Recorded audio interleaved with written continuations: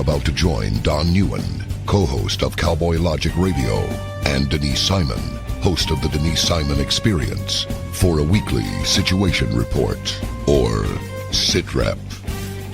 18 hours a day, Denise Simon lives her life as an Intel Analyst. 18 hours a day, Don Neuen lives his life in the world of rock and roll.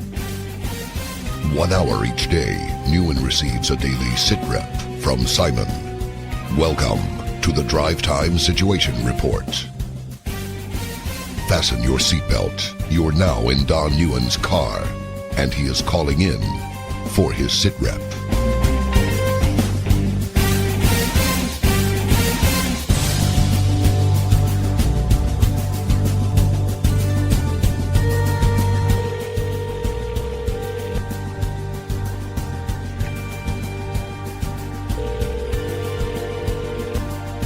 Hello. What's up, Nisi? How you doing? We didn't get the memo. That's all I'm just going to say to you. I'm going to start off with that. We didn't get the memo. Well, sounds like it's going to be a fascinating drive time sit rep. Let me first off welcome everybody to tonight's drive time sit rep with the stellar Denise Simon. I'm tagging along. My name's Don Neuen. This is a bit of a unique radio show in that one of us is driving home from work in their personal vehicle. And we have some rain, Denise. We might have some delays. But I've called into the unbelievably valuable Denise Simon. And she is going to tell us tonight what memo none of us got. And hopefully it's going to have some good news with it. But I'm not going to hold my breath for good news right now. All right, so Denise, let's timestamp the show so everybody knows when this confab is taking place. And then in the immortal words of Chris Fredo Cuomo, what do you say we just get after it? 8:32 p.m. Eastern on the 26th of August in the year of our Lord 2019. All righty then. Merry Christmas to you, Denise. Merry Christmas. And I actually heard somebody on Fox say that the other day. Really? Yes. They're trolling us. I think it was on the 5, actually. Yeah, they were allowed to say it again. Yeah. I'm glad they finally ended up coming to the party that we're having. Okay, look. So what's the memo? What's the memo we didn't get? Well, let me start off with this. We still are in this comprehensive background check, comprehensive gun reform, blah, blah, blah, blah, blah, blah. Right. And, people are still ignoring the part about mental health. There's a little story that happened last week that very few are focusing in on. And I'm going to start off with this one because a retired NFL football player and his wife lived in Minnesota. There was a welfare check performed on them because they hadn't been responding to any messages or telephone calls by friends. And so I think the friends or other, family members called the police. The police went over there and found the husband and wife dead of gunshot wounds. In the car, in the driveway, apparently was the son's car, of which there were ammunition, and then he wasn't there. Well, as it turns out, the son, who had previous mental issues, by the way, documented, was the person of interest. Then became the suspect. Then they had to go find him. And they found him in Mexico. They brought him back. Okay. So, I would say that somebody needs to have, when they have this conversation about red flag laws, comprehensive blah, blah, blah, blah, blahs, that story right there, which just happened, probably needs to be reminded to some of these people.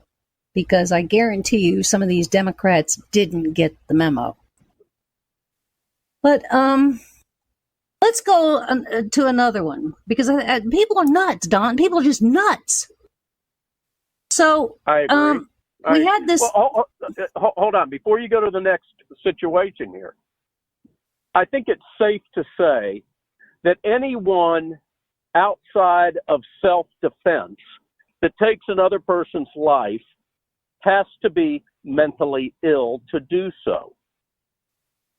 Would you not agree with that? I'm with you. I'm with you. Okay. So for the left wing to be beating the mentally ill drum, you got to be mentally ill to take innocent lives unless you're defending yourself. And then the lives you're taking aren't necessarily innocent. So help me wrap my head around the mentally ill aspect of this, because quite frankly, a lot, as we have talked about before, can be lumped into the mentally ill factor. Well, I wrote about it after the last air quote mass shooting, because the following day, the LA Times of all publications came out with an article that I found rather spot on, to be honest with you. And there is a separate agency of the Department of Justice that does these kinds of studies, research. And they went back to 1966, Don, and they had 4 points in there of why we have these people that do these things. And the very first point, the very first one said, in almost every one of the cases, there had been some kind of a trauma in the shooter's young life. Now, that trauma could have been abuse. It could have been bullying. It could have been a divorce. It could have been physical abuse, sexual abuse, but there was something that caused, the best word they used was trauma. So that into itself is something that I would say that when we come back into session with Congress after this summer vacation, that we hope that they're going to have some kind of mention when everybody's going to be proposing their own versions of red flag and comprehensive background checks, which I'm not even sure I know what that is anymore, and all this stuff. So I would say to you and to the listeners, especially the listeners, be careful of what is included in these talking points and what's not included. And I'm just kind of giving you a little bit of ammunition. But it kind of as a dovetail to this is that we have the sheriff's deputy out there in California. I think he was in LA County. And last week, there was the news report of a sniper that shot a sheriff's deputy as he was leaving the building, walking in the parking lot to his car while he still had on his bulletproof vest.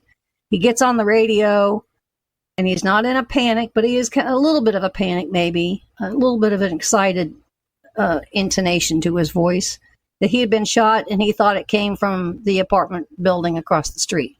Well, as it turns out, the whole thing was a lie. The whole thing was a lie.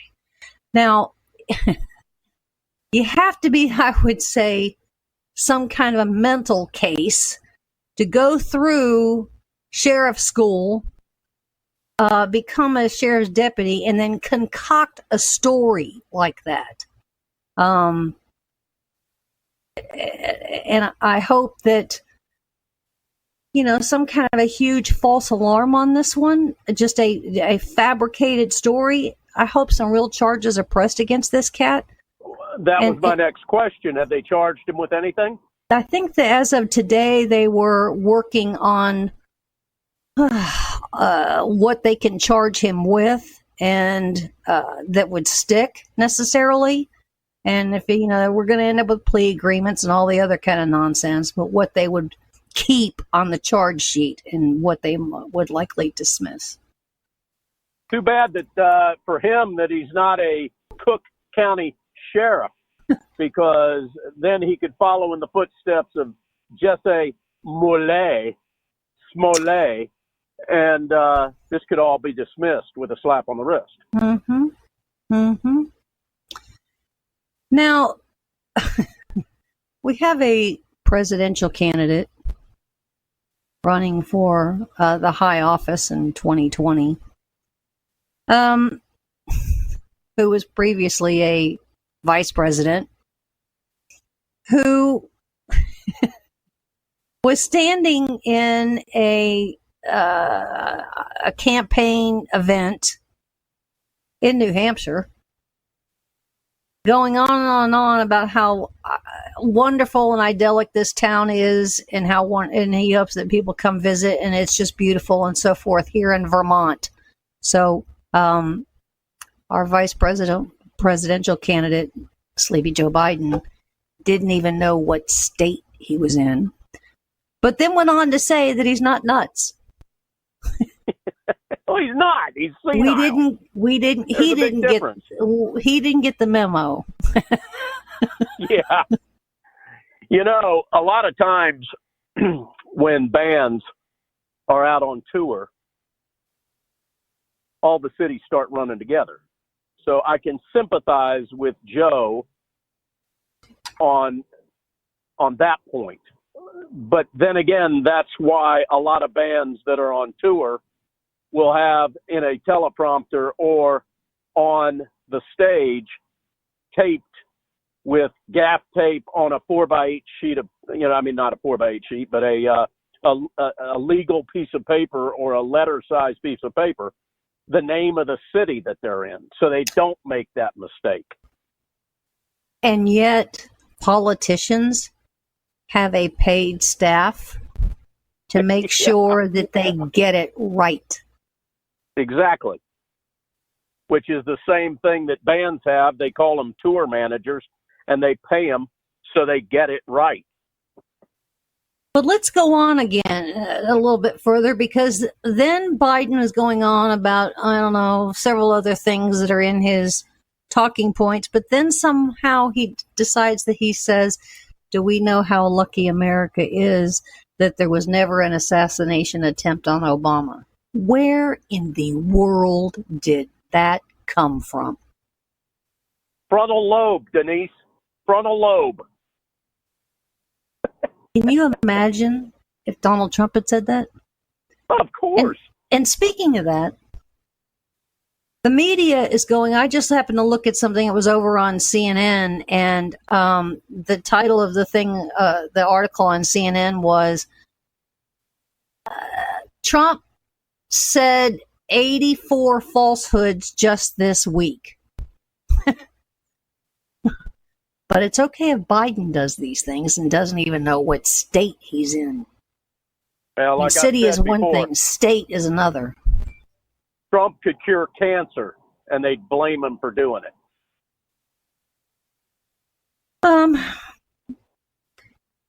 Now, I really don't even know where to necessarily go with the fact that we have a situation here where CNN had this cat on the network, I think, yesterday, day before yesterday? And this guy is, in fact, a certified, real practicing psychiatrist. A real psychiatrist. And if I'm not mistaken, he's from Duke University. Now, why would we be worried about him? Well, glad you asked, because he says, and this is absolutely a remarkable thing, his name is Dr. Alan Francis. He's the former chair of psychiatry at Duke University, and he was discussing the dangers of mental health professionals, discussing Donald Trump's mental state. And he argued that describing Trump as mentally ill stigmatizes the mentally ill. But in the middle of his argument, he continued that and this is fascinating, Trump may be responsible for more deaths than Adolf Hitler, Joseph Stalin, or Mao Zedong. Yeah, I heard about this character. Okay, quote, calling Trump crazy hides the fact that we're crazy for having elected him. He went on to say, and even crazier for allowing his crazy policies to persist. Trump is a destructive person in this century as Hitler, Stalin, and Mao were in the last century. He may be responsible for many million more deaths than they were. He needs to be contained, but he needs to be contained by attacking his policy, not his person, unquote. Now, which the guy just did. Now, he was speaking to the CNN host Brian Stelter. Yeah, he's an idiot. He's an absolute. Well, I know he's an idiot. I know he is. Now, I guess the question is, why did Mr. Bryan leave that whole thing sitting there like the big elephant in the room? Well, little Mr. Bryan says that he should have interrupted after that line, but he claims that he was having technical difficulties and did not hear that part of Francis's answer. Not hearing the comment is my fault. He says, I agree I should have interrupted after that line. I wish I'd have heard him say it. But I was distracted by technical difficulties. That's why the show didn't open the way it looked normally. I had two computers at the table. Not hearing the comment was my fault. But interestingly enough, Trump's mental health was also the subject of discussion where MSNBC, where a retired Harvard clinical psychiatrist, Dr. Lance Dodds, characterized Trump as extremely successful sociopath who has a fundamental psychological problem, unquote. Okay, now I would say that both of those cats ought to have their licenses revoked.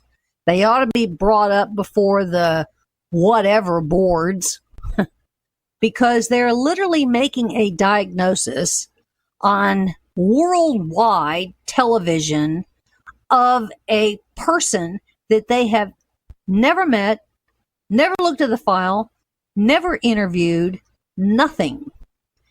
So will there be a consequence from the American Medical Association? Because remember, these people are psychiatrists. That means that they're doctors, right, not psychologists. But then I would say, where's the Federal Communications Commission? Because that's really an outrage. Help me on that one. Oh, well, I would say probably crickets, and a few more crickets. The guy could cure cancer, and they would find fault in him. Well, it's look, the way it's going to be. Well, it's beyond that. I'm beyond the attack on Trump. I want a consequence for these people, and therein lies a problem. Like me. You sound like me. I understand that, but we're not even trying a consequence. We're not even trying anything consequential as a punishment. Would the entire psychiatric community, haven't they filed a formal complaint? I mean, because these are two of them. One is a clinical one over at Harvard, and the other was at Duke. Aren't there kind of complaints where you complain about the other doctor, for malpractice? That's malpractice. And then where is CNN? Why don't we get a phone call from Denise Simon on that? Come on, Denise. I'm not. Well, I mean, I could, I suppose, but I am not a doctor, so I don't know what the doctrine is when one doctor reports another doctor. But I would think that a doctor should report another doctor, or in this case, two other doctors. Right? Call him as an investigative journalist. I'm serious. But then where is the FCC? That why haven't they challenge CNN. There's another consequence there that or MSNBC. They both networks allowed that to happen, allowed those things to be declared. Now, the other, I guess, what do other government leaders and other people in other countries think when this is the kind of stuff that goes on? I happen to know because late last week I was on a British television network, and some of the questions that were coming in from the viewers in the UK were really quite fascinating, including, what can you tell us about the Clinton body count? That was one of the questions. And that's when you said we've only got a 2-hour show. Sorry. Well, right, yeah, but see, do you see what I'm saying? Is that, you know, we're living in a world where body counts, failed psychiatrists, lying sheriff's deputies. We didn't get the memo. It's not the America of Leave It to Beaver, is it?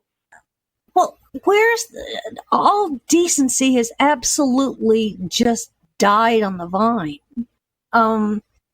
There was a time there was even some decency in media, and I'm not seeing any of it. I hardly know what to say. I mean, look what media did to our, Catholic student, Nick Sandman. Yeah. And look how much media went after Brett Kavanaugh and allowed Christine Blasey Ford and that whole operation to happen. And that went worldwide. Of course it did. I'm so frustrated with it all. It's kind of like today, I just kind of sat back and looked at the wide picture here and thought, I didn't get the memo. Well, I tell you what, we're going to have to go to break here in a couple of minutes. On the break, I don't know how quickly you can find the phone numbers, but the phone numbers to the two organizations that you mentioned a moment ago about these psychiatrists. And maybe we can ask our listeners to help by putting out a phone call. You give them a template script of what they need to ask or say when they reach someone at these numbers. FCC, whatever. Maybe we can figure that out on the break. Ladies and gentlemen, while we go to break, I would encourage you guys to go to Denise Simon's website, founderscode.com. Founderscode.com. Here's what you're going to find when you go to that site. This is Denise's personal website. All of her articles that she writes, she posts to that site. Now, here's the beauty of going to Denise's website. She does all the hard work for you. She vets everything that she writes about. And that can benefit you when you're debating or when you're reposting or sharing or taking information from one of her articles, because you're disseminating and you're distributing quality, well-vetted information that's accurate. You don't have to worry about looking like a fool when somebody goes, hey, wait a minute, look, this has been debunked. Now, you can stick your email address in a little box that's on her website, and every time she posts a new article, you're going to get an email notification. You can read it whenever you want to. I encourage you to go do this. Obviously, she's not going to sell your email address to anybody. It's secure, but it's a great website, founderscode.com. The other thing I'd like to encourage you guys to do before we go to break is check out her great weekly show that she does, the Denise Simon Experience. It's heard on Thursday nights on whatever network you're listening to this show on. And I would also encourage you to check out Cowboy Logic Radio. That's Tuesday nights on whatever network you're listening to the Drive Time SITREP on. Go check out our website, cowboylogic.us, and we will be back after a short break. Ladies and gentlemen, you're listening to the Drive Time SITREP.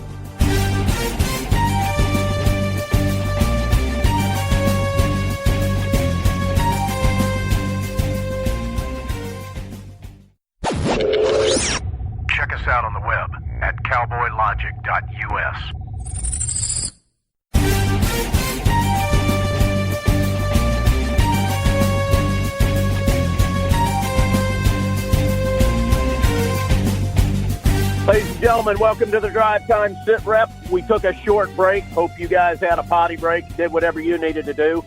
I ended up driving approximately 2 to 3 miles during that break. Denise, what did you do? Looked up phone numbers. I can always count on you to do the great things you do. All right, so give our listeners the phone numbers. Tell them what that is. Ladies and gentlemen, grab something to write with. She's also hopefully going to give you some kind of a template script that you can use so that when you call these people, you've got something to say to them. All right? Denise, have at it. Well, I really don't have a template script, except that I think that we do absolutely need to complain to the Federal Communications Commission, which is otherwise known as the FCC.gov, about the fact that they allowed a discussion and a declaration of a diagnosis on a person, whether he's president or not, that they had never interviewed, and made the accusations that he's killed more people than Hitler, Stalin, or Mao. So the FCC phone number, by the way, toll free, is 888-225-5322. It's 888-225-5322. Or you can just go to fcc.gov and type something in there if you don't want to make a phone call. But then when it comes to these two psychiatrists, remember they're classified as doctors and not psychologists. They're doctors. What are their names? Do you have their names again? Let's see here. One was Francis and the other was, who did I say? Dorn.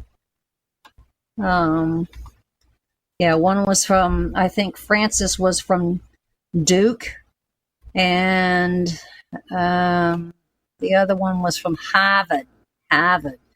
Dr. Alan Francis. He was chair of psychiatry at Duke University. And the other one that was over... He's the guy that was on MSNBC, right? No, he was the one CNN. that was on CNN that said, you know, Hitler, Stalin, and Mao. The other one is this cat by the name of Lance Dodds, Dodes. He was on MSNBC. And he has diagnosed Trump as being a successful sociopath.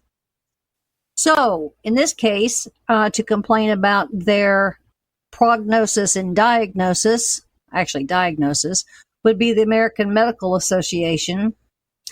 And their phone number is toll-free, 800-621-8335.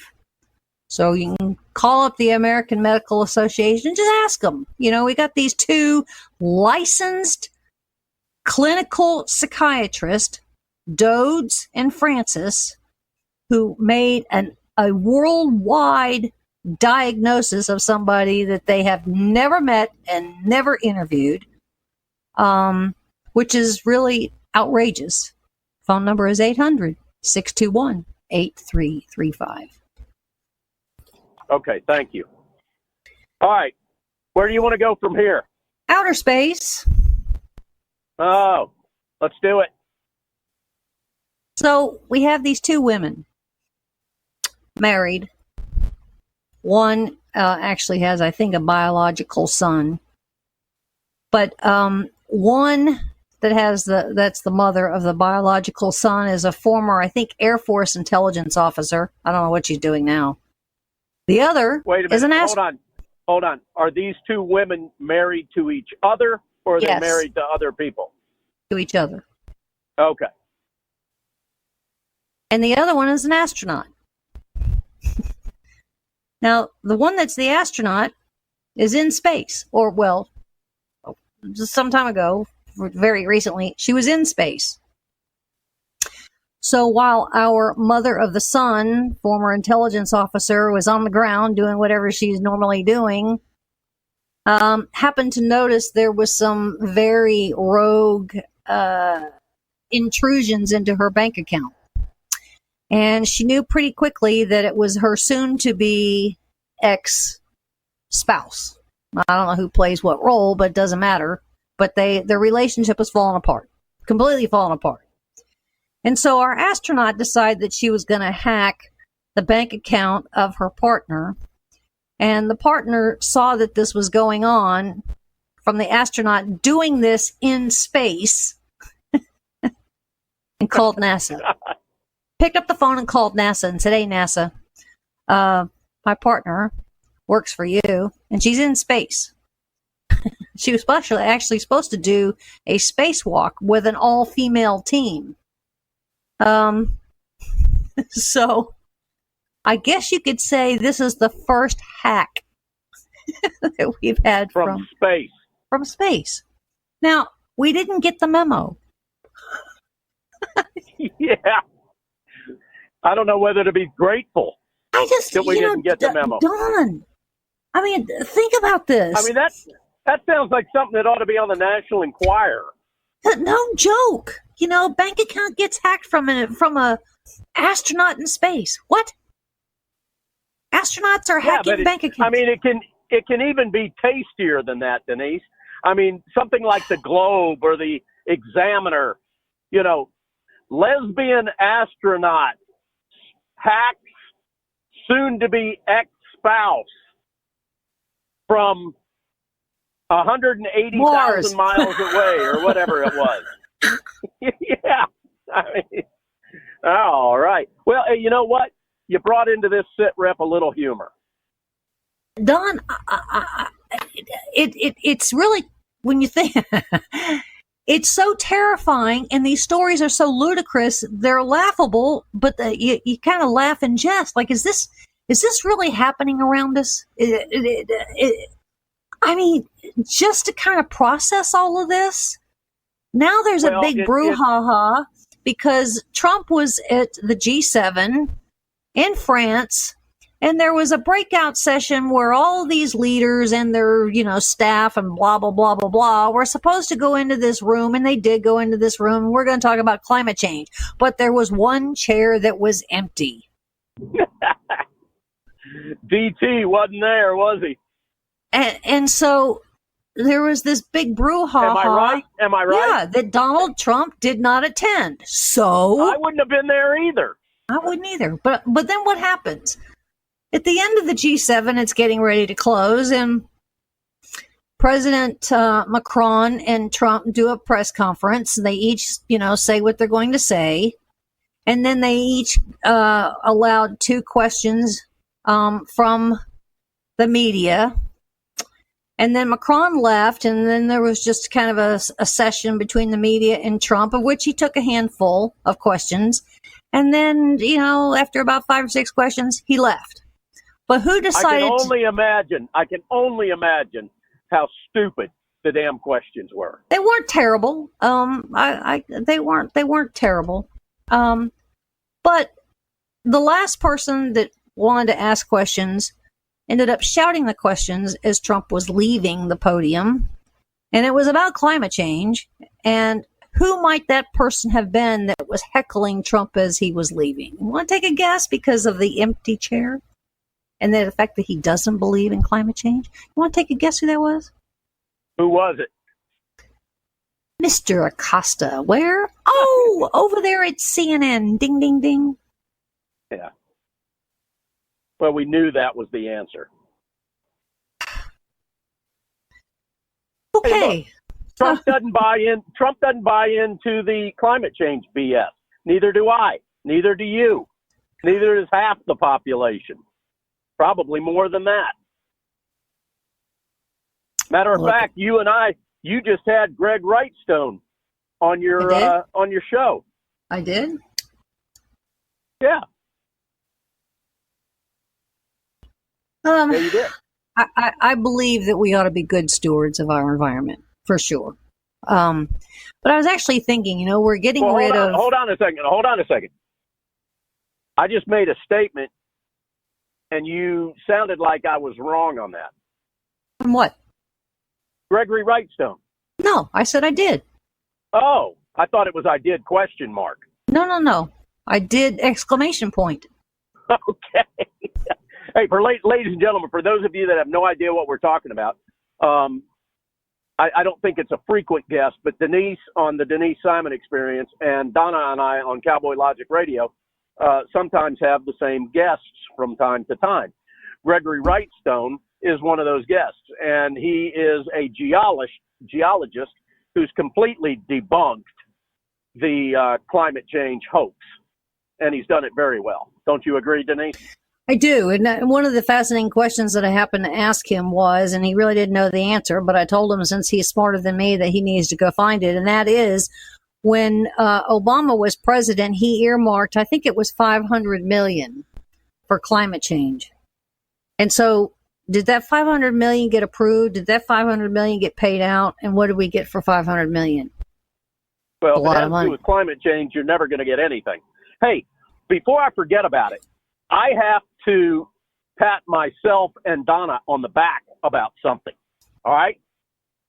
This past weekend, on Mark Levin's Fox News show, Life, Liberty, and Levin, he had two guys that co-authored a book. The name of the book is Socialism Sucks. Adam. Yeah, so did we. Did you have Powell or did you have Nelson? Powell. Okay, we had Nelson. Now, how long ago did you have him? Last week, I think. Okay, well, here's where the pat on Neuen's back comes in. We had this dude on our show. He's an economist. Mm-hmm. Probably 4 to 6 months ago. So Levin finally caught up with us, Denise. Isn't that awesome? Yep. Here's another awesome thing. I stumped The Economist on our show 4 to 6 months ago. Yeah. About 3/4 of the way through the interview, I said, hey, man, so what do you think about the fact that Cloward Piven is actually taking place? And this dude didn't know what Cloward Piven was. Oh, stop it. I kid you not. Go back and listen to the archive. I love it when the dude that's got horse crap in his boots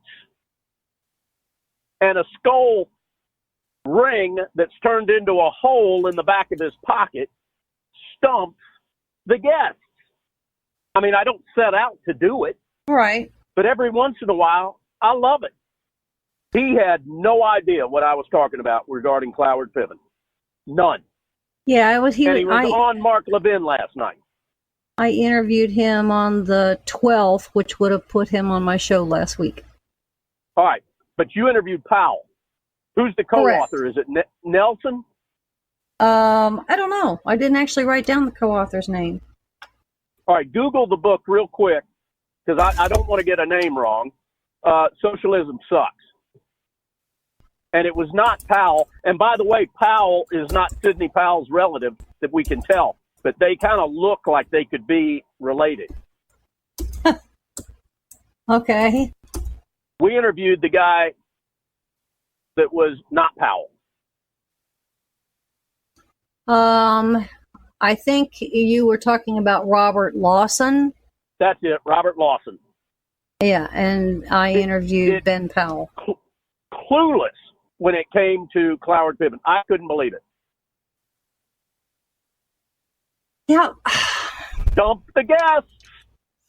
Well, it's a fascinating book, by the way, because it's a story about how these two characters, these two authors, Lawson and Powell, decided that they were going to drink their way. They're going to drink beer, by the way, not alcohol as bottled booze, but beer. Right. To many destinations across the world, and just talk to common people about socialism and measure the country not only about the people but about the quality of their beer. And the quality of their beer also told them about how much socialism has affected the quality of their beer. Right. And on the front cover, as did you, which I'm sure we both thought the same thing. All right, this will be a great, cool little interview about a different angle on, economics and socialism versus capitalism. And for the most part, it was a good interview that we had with Lawson until that magical moment, Denise, where you stumped the guest. I think maybe I've done that from time to time, but it is kind of a fun thing to do. And then you almost feel badly because you did it. Well, I did feel bad because I wanted to get some input from the guy on it. But and I don't mean to, we don't need to spend a whole lot of time on Levin's show that he had Saturday or Sunday night. But, here's the bottom line. Levin carried those two guys a heck of a lot more than he does most of his guests. Mm-hmm. Did you have to carry Powell during your interview with him? No, not at all. Yeah, well, Donna and I didn't get to talk to him, and when we noticed, and I'm not taking anything away from Lawson, he's clearly a well-educated, gifted individual. He just didn't know one of the most profound components of economics that, at least I think, is infecting our country, and that's that of the Cloward-Piven strategy. All right, let's move away from this and get back to real stuff that's important. Big pat on my shoulder, by gosh, for stumping me. Okay, you can have it. You pat me on my shoulder, Denise Simon. You go right ahead. You can have it. You can have a big pat and a nod and a wink. And what show do you listen to when you're not doing your own show, Denise? Come on. Cowboy Logic. Yeah, why do you listen to it? Because of Don Neuen and Donna. There you go. Well, see, you didn't used to include Donna. I was really the only reason you listened to Cowboy. Oh, okay. Sorry. All right, Don. Why? Don Neuen. There you go. Hey, whenever we got Del Beccaro on our show, he introduces himself as Don Neuen. Have you noticed that? I think I've heard that once or twice. Yeah. What's up with that, Tom? Hey, plug his website real quick while we get Political Vanguard, politicalvanguard.com. And he's got a handful of contributors over there, and he puts the day's headline, including me. I do contribute from time to time. And then he puts the daily headlines out there, which really kind of tells a story, almost kind of what I've done tonight about we didn't get the memo and let's take a bigger look at how stupid things are in our country. And that media, exacerbates the problem. They add gasoline to the fire. And so, he does tell a story, and he is too also a Fox News contributor from time to time. Tom Del Beccaro is a stud. Let's put it that way. In the good sense of a stud. Don't you agree, Denise? Yeah, I do. I can always tell when you're putting a new article up on Tom's website, because I get sucked into these group text messages that you guys do, and you and he I go didn't back start and them. forth.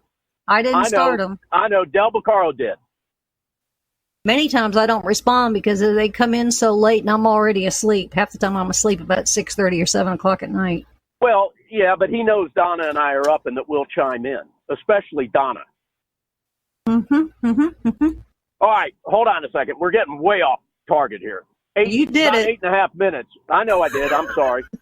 But I'm Don Neuen, ladies and gentlemen.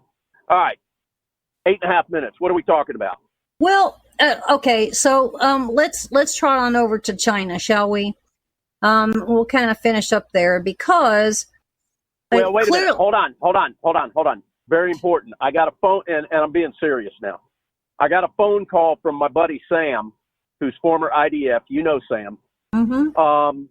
And he said, dude, it's about to get really gnarly in the Middle East.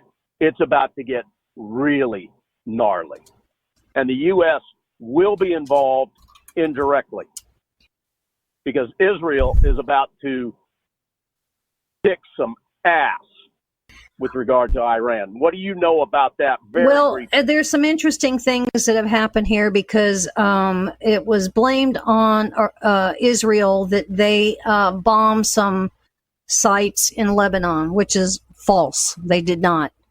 And that Iran has introduced some new missile systems, which is kind of interesting because it's almost in cadence with what Russia just did in the Arctic, with what they attempted to do when they had this massive explosion in essentially Siberia, and then with the missile launches in North Korea. So, we have a trifecta of missiles going on here, if you will.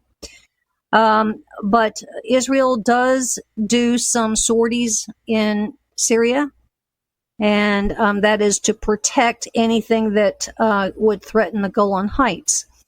So I would say that Israel is. I certainly wish we would be as assertive as Israel is. But anything that Israel does, anytime they necessarily pull a trigger, no pun intended, but we know about it. And in fact, they often ask us for permission. Right. Because we may need to do some rescues. And we are there. So how hot is this going to get? I can't really tell, except that I think some of the briefing that the congressional envoy took over there a week and a half ago that our two little Democrat rookie congresswomen didn't go on. I think that they were introduced to some rather chilling facts and figures and sights and sounds by Israel on this tour. And yeah, and rightly so. When it comes to Iran, it is really quite remarkable that Macron had the temerity to invite Foreign Minister Zarif to the G7. Now, the media will tell you that it blindsided Trump because he didn't know that Zarif was going to be there. That's false. Macron at least did give him a heads up. And Trump, I think, handled that one pretty well.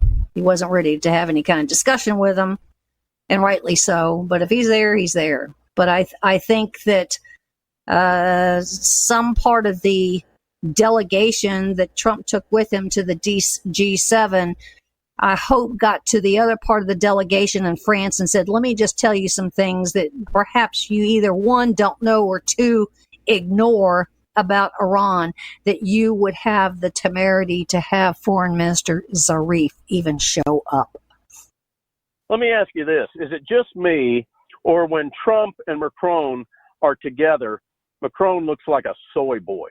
Well, it looks like a father and son kind of thing. And we all know father knows best. All right. Now let's talk about China, because you got about 4 minutes, okay? Last Friday, everybody was freaked out. Trump sent a shot across the bow to China and to the Federal Reserve chair. And what did the markets do? Well, they went down, about 600 and some odd points on a close. And so everybody was freaked out.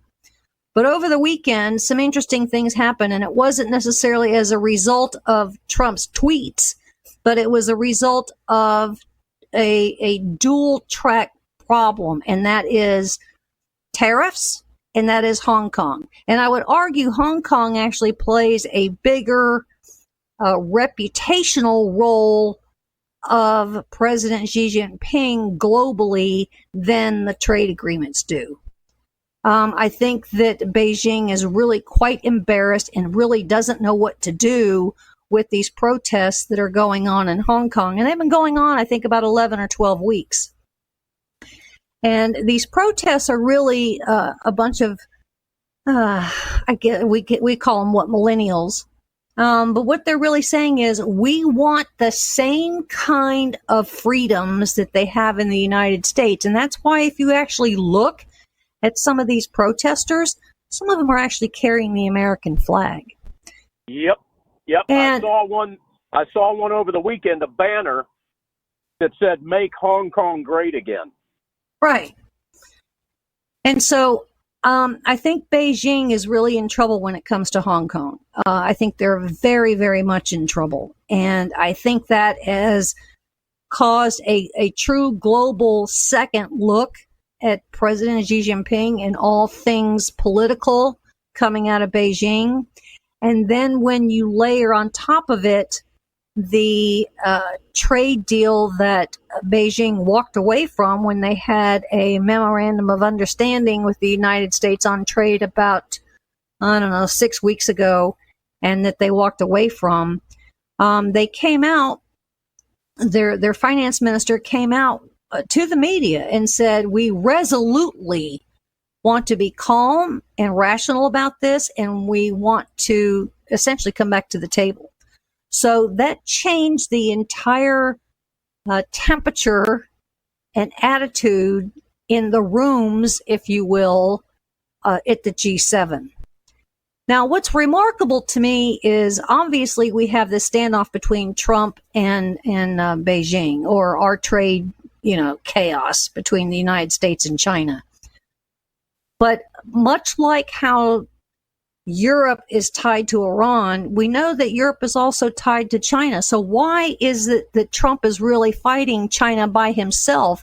You would think that Europe would be part of the wagon train, if you will, on the same thing. Because if China is doing to us what China does to us, and it's beyond debate that they are, including theft and hacking and, all these other kinds of things, they're doing it to these countries in Europe. Especially, I would say, the leading countries in this case, which would be Britain and Germany. Right. So why is it that we have not cracked that wall in Europe with these European leaders and said to the Macrons or the Merkels or the Borises and whatnot, what the heck, Europe? Why are you so tolerant of fraud and abuse and lies and tyranny and terror? I mean, for hold on. Got to come back next week and finish that one up, Denise. The quick answer is Soy Boy is in France.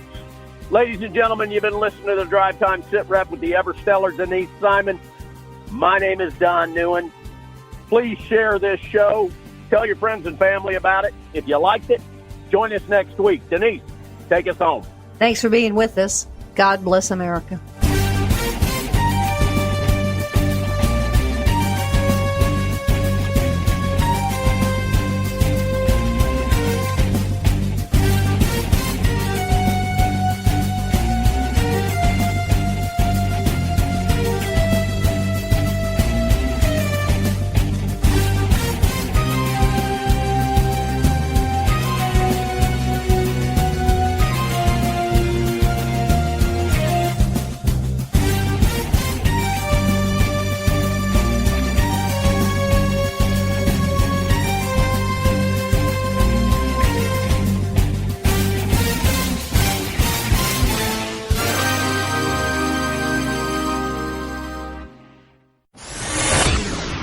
Check us out on the web at cowboylogic.us.